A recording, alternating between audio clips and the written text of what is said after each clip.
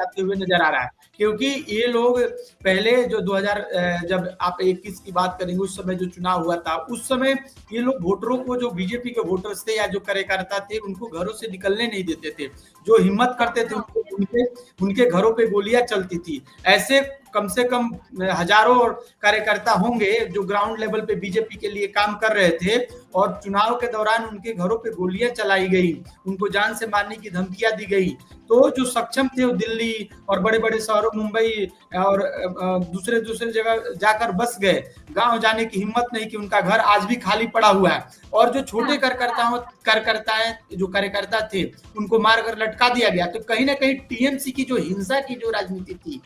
उसको हिंदुत्व की राजनीति से खत्म करने की प्रयास बीजेपी ने किया है, और इसका फायदा बीजेपी को मिलता हुआ नजर आ रहा है। और बीजेपी को, मुझे जहां तक मैं अनुमान लगा पा रहा हूं, तो उसको फायदा मिलेगा, क्योंकि जो 3 दशकों से जिस प्रकार से ममता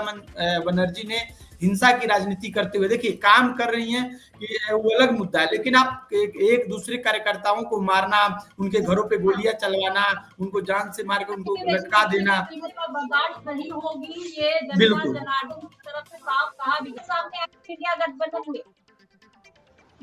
देखिए रविशंकर जी ने जो बात कही वो बिल्कुल सही है। 2029 देखिए जिस प्रकार से बीजेपी का उदय होता है, और बीजेपी जिस प्रकार से क्षेत्रीय पार्टियों को निगलती जा रही है और निगलती गई, और अपना प्रभुत्व एस्टैब्लिश की, चाहे वो बिहार हो,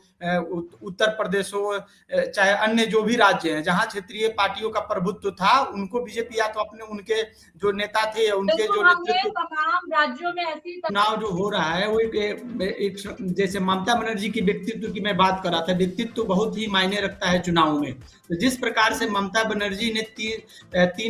जो उनका टर्म रहा है, जिस प्रकार से काम किए हैं, बंगाल की अगर तुलना अन्य राज्यों से करें तो उनका जो ग्रोथ रेट है बिल्कुल बहुत ही धीमी गति से है। और उन्होंने जो महिला वोटरों के लिए लक्ष्मी भंडार योजना के तहत 1500 रुपए प्रति महीने देने की जो बात की, और बीजेपी ने उसको 3000 करने की जो दावा अपने घोषणा पत्र में किया है, तो कहीं ना कहीं ये सब जो मुद्दे हैं, और जो एक ममता बनर्जी का जो एक चेहरा था कि कहीं ना कहीं मुस्लिम वोटरों को ज्यादा रुझाने के लिए, या मुस्लिम समुदाय के लोगों को ज्यादा रुझाने के लिए, या उनका प्रतिनिधित्व करती हैं, तो ये सब जो चीजें हैं, तो देखिए